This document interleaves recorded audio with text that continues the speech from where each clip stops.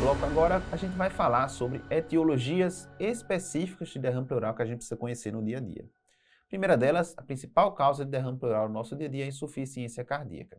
Então, causa mais comum de derrame pleural, certo? Insuficiência cardíaca causa um transudato, é um desequilíbrio das forças hidrostáticas que regem a formação do líquido pleural.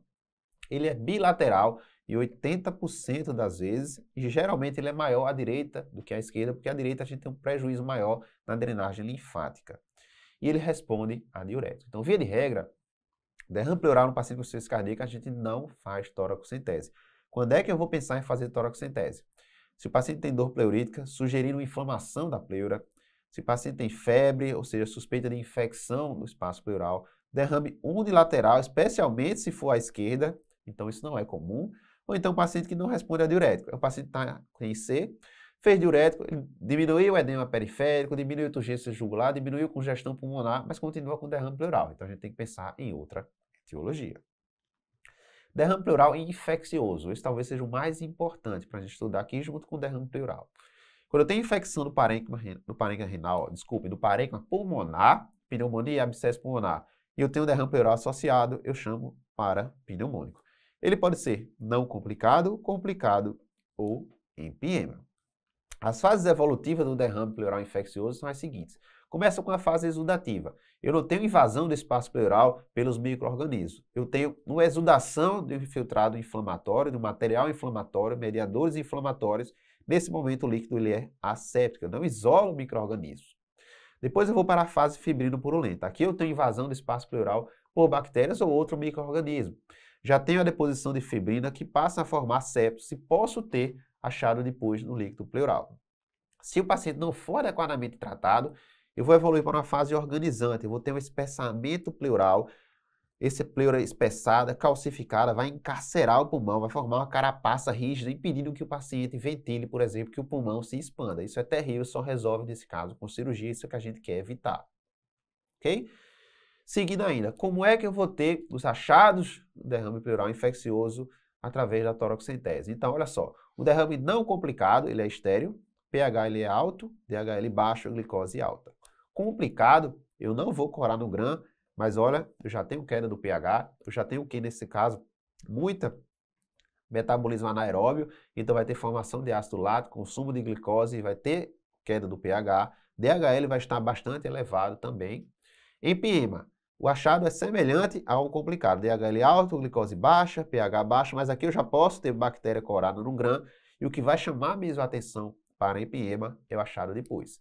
Se tem purge do espaço pleural, isso é igual a empiema, não tem dúvida, ok? Então, purge do espaço pleural é igual a empiema. Quando é que eu não vou posicionar o derrame para pneumônico? Quando ele for muito pequeno. Um derrame menor do que 1 centímetro ou 10 milímetros, um decúbito lateral do raio-x de tórax, ou seja, na incidência do Laurel. E quando é que eu penso no derrame pleural infeccioso? Se eu tenho um paciente que tem uma pneumonia, estou tratando com um antibiótico adequado, recomendado, e ele não melhora, eu tenho que suspeitar de uma complicação pleural de derrame parapneumônico. Repito a imagem. Muitas vezes o quadro clínico vai parecer com a tuberculose. É um paciente com febre, calafrios, especialmente para o empiema, dispneia, tosse, dor torácica, sudorese noturna, queda do estado geral, prostração, anemia. Isso parece muito com tuberculose. Então, muitas vezes o empiema, o indivíduo não se lembra de ter tido uma pneumonia que precedeu o empiema. E aí o quadro do empiema parece muito com a tuberculose. Mas a gente vai ter sinais semiológicos de derrame pleural. Então, lança mão da radiografia de tórax, ultrassom ou tomografia com contraste. Toracocentese diagnóstica, até 40% tem cultura negativa, ok? Por quê? Porque anaeróbio é difícil de isolar em meio de cultura. Então, mesmo que a cultura seja negativa, eu tenho que tratar com antibiótico. Os mais comumente encontrados são pneumococo, strepto, Staphylococcus e anaeróbio. Lembrando que cultura negativa sinaliza muito a possibilidade de ser por anaeróbio. E como é que eu trato? Se for um derrame não complicado, eu trato só a pneumonia, só a infecção pulmonar, faço só antibiótico. Se for um derrame complicado ou empiema, eu vou ter que fazer antibiótico e intervenção cirúrgica. O antibiótico por pelo menos 3 semanas e com antibióticos que cobrem anaeróbios, certo? O que é muito perguntado em prova é o seguinte: quando é que eu indico intervenção cirúrgica no derrame pleural infeccioso? Então, líquido purulento, GRAM ou cultura positiva, pH baixo, glicose baixa, DHL elevado, derrame loculado, derrame que acomete mais de metade do hemitórax, ou aquele sinal na radiografia, na tomografia de tórax com contraste do split pleurocy. Então, esses cenários estão indicados intervenção cirúrgica, além do antibiótico. Certo? Então, olha só, um resumo do tratamento do derrame pleural infeccioso. Por exemplo, se eu tenho um paciente que está naquela fase 1, eu passo só antibiótico terapia, é um derrame não complicado, só antibiótico resolve. Se o paciente está na fase fibrino purulenta, estágio 2, eu for fazer antibiótico, toroxicitese, posso precisar de drenagem torácica, posso administrar fibrinolítico se tiver muito septo, posso fazer videotoracoscopia para quebrar aquele septo, aquelas septações.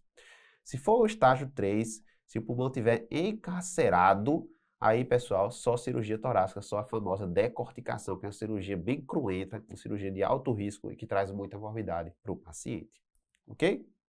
Então, olha só, vamos treinar aqui questão da Unesp São Paulo 2021, acesso direto. Homem de 48 anos encontra-se no 5º dia de tratamento de pneumonia comunitária com cefalosporina de segunda geração, porém está mantendo febre e leucocitose. Veja, geralmente ele responde no 2º e 3º dia. No 5º dia ainda continua com febre, alguma coisa está errada. Raio-x de tórax, velamento do terço inferior do hemitórax direito, formando a parábola de Dambouzé, ou seja, derrame pleural. Realizada a toraxentese, aspecto amarelo opaco, pH 7.2, limite, mais glicose de 30, DHL de 1800. É um derrame parapneumônico complicado. Então, além do antibiótico, o que é que eu vou precisar? Eu vou precisar de drenagem torácica, certo? Broncoscopia não vai adiantar em nada, eu preciso de intervenção na pleura. Decorticação a gente só faz se tiver encarceramento pulmonar. Não é para fazer ainda. Se eu não tratar, pode vir a evoluir com encarceramento e necessidade de decorticação, mas no momento não tem indicação. Derrame pleural neoplásico, presta atenção. A neoplasia maligna primária da pleura é extremamente rara. Então, se eu tenho um derrame pleural neoplásico, geralmente se dá por infiltração metastática do tecido pleural por células malignas. Quais são os 3 tipos mais comuns de tumores que vão levar a derrame pleural neoplásico? Câncer de pulmão, especialmente adenocarcinoma, câncer de mama e linfoma, são responsáveis por 75% dos casos. Eles geralmente são unilaterais, volumosos e recorrentes. É aquele paciente que a gente faz a drenagem de alívio, o indivíduo dá uma melhorada, com 1 a 2 semanas já encheu de novo o hemotórax de líquido.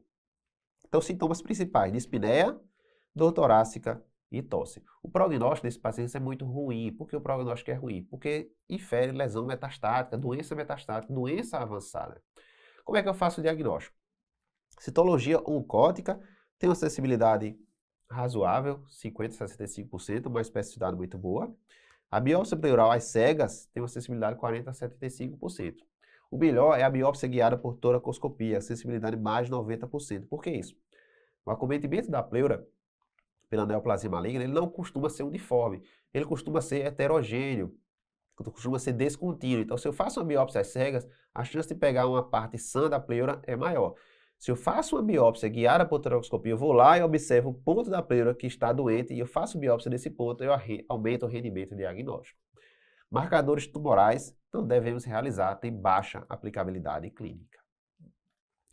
Tratamento. Quais são os fatores que vão nortear o meu tratamento? Então, tenho que saber se o sintoma foi controlado após QT. Porque o objetivo, pessoal, antes de tudo, é melhorar a qualidade de vida. Se o paciente já tem doença metastática, eu não vou conseguir aumentar a sobrevida com o tratamento. Então, vai melhorar a qualidade de vida, deixar o paciente menos dispidêmico. Se o paciente faz a quimioterapia e melhora dos sintomas, não precisa de intervenção. Se ele faz a drenagem e alivia a dispneia, é sinal de que aquele derrame estava contribuindo para a dispneia. Se eu alivio o hemitórax dele, ele continua dispneico, não adiantou de nada, eu esqueço aquele derrame pleural. O pulmão expandiu após a drenagem. Se o pulmão expandiu após a drenagem, o doente melhorou ou a drenagem funcionou. Fiz a drenagem, o pulmão não expandiu, não adianta mais, o pulmão deve estar encarcerado, não adianta mais fazer drenagem. Status performance é importante. Se o paciente já estiver ali bem pertinho de morrer, o status performance muito ruim, eu vou evitar medidas mais agressivas, eu vou ser mais cauteloso, vou ser menos agressivo. Presença de linfangite. Se eu tenho uma infiltração neoplásica dos vasos linfáticos do pulmão, isso é muito ruim. Dificilmente o paciente vai melhorar da dispneia, então não vai adiantar muito eu estar mexendo na pleura. E como é que eu posso abordar? Posso ficar fazendo toracenteses repetidas de alívio, posso fazer pleurodese, ou seja, irritação química das pleuras, fazendo com que uma pleura se funda a outra, visceral, com a parietal. E posso colocar um dreno tubular permanente, um dreno fininho, que a própria família pode ficar esvaziando de tempos em tempos em casa, aliviando o desconforto do paciente. Ok? Sobre tuberculose pleural. Ela é a forma mais comum de tuberculose extrapulmonar em adultos imunocompetentes. Imunossuprimidos em crianças é a linfonodal. Costuma ser unilateral, de moderada intensidade, pode causar febre, tosse, dor torácica e dispneia. Como é o líquido pleural do paciente com tuberculose? Lembrar que efusão pleural tuberculosa é diferente de empiema tuberculoso. Se eu tenho um paciente com tuberculose pleural que cursa com pus, eu chamo de empiema. Se não tem pus, é uma efusão pleural tuberculosa. É só uma questão mais conceitual, mas já caiu em prova. Então, o líquido pleural ele é um exudato, a glicose é baixa, predomínio de mononucleares, linfomononucleares, eosinófilos são ausentes e tem poucas células mesoteliais. Se eu tenho muita célula mesotelial, eu penso em outro diagnóstico. O ADA é útil para o diagnóstico. Se eu tenho, por exemplo, o paciente com o líquido pleural exudato, que tem mais de 75% de linfomononuclear e com ADA elevado, eu posso tratar empiricamente como tuberculose. Já um ADA baixo fala muito contra o diagnóstico de tuberculose pleural. E como é que eu faço o diagnóstico? Veja bem, a baciloscopia do líquido pleural é muito ruim, sensibilidade de apenas 5 a 10%. Se eu faço cultura desse líquido, melhora a sensibilidade, vai para 20 a 37%, mas o melhor de fato é a biópsia da pleura. Aqui pode ser às cegas, diferentemente da derrame pleural por neoplasia maligna. Granuloma caseoso eu encontro 50 a 97%, cultura para micobactéria eu encontro positividade em 40 a 80%. E o tratamento é o mesmo da tuberculose pulmonar, esquema Ripper por 2 meses, depois rifampicina isoniazida por 4 meses. Vamos voltar para o nosso quadro clínico. Era uma mulher, 45 anos, que tinha um quadro de pneumonia, febre, hiporexia, dispneia, início a 5 dias, e havia sido iniciada a antibióterapia, mas após 5 dias ela não melhorou. Opa, tem que suspeitar de complicação. Exame físico regular estado geral, febril, frequência respiratória de 26, murmúrio vesicular presente em hemitórax direito e abolido em hemitórax esquerdo, terço inferior, crepitações em hemitórax esquerdo. Raio-X, condensação pulmonar, esquerda, tem pneumonia, mas olha só, tem o sinal de Damosé Ellis, tem derrame pleural. Feita a toracocentese, olha só, pH baixo, glicose baixa, DHL elevado. É um derrame parapneumônico complicado, por isso que o antibiótico não está resolvendo. Então, qual é o diagnóstico mais provável? O diagnóstico mais provável para esse paciente, olha só, é empiema pleural. Ah, André, por que empiema pleural? Não pode ser um derrame parapneumônico complicado? Não pode, porque olha só, deixei aqui de propósito, é um líquido de aspecto purulento. Pus é igual a empiema. E empiema, pessoal, adianta só antibiótico? Não adianta. Tenho que fazer intervenção, tenho que drenar esse tórax, ok? Então, vamos ver agora se a gente atingiu os nossos objetivos propostos lá no início da aula. Então, a gente aprendeu a definir pneumonia adquirida na comunidade e diferenciá-la da pneumonia hospitalar, aprendemos isso. Aprendemos a saber em qual ambiente de cuidado a gente deve tratar o nosso paciente com PAC. Aprendemos também a escolher adequadamente os antibióticos para cada cenário clínico específico. Aprendemos também sobre derrame pleural, como é que a gente investiga, indicações de toracocentese. A gente também falou sobre o procedimento PECI da toracocentese. Aprendemos a analisar o líquido pleural. Começamos sempre com os critérios de Light. E aprendeu também sobre o manejo das principais etiologias de derrame pleural.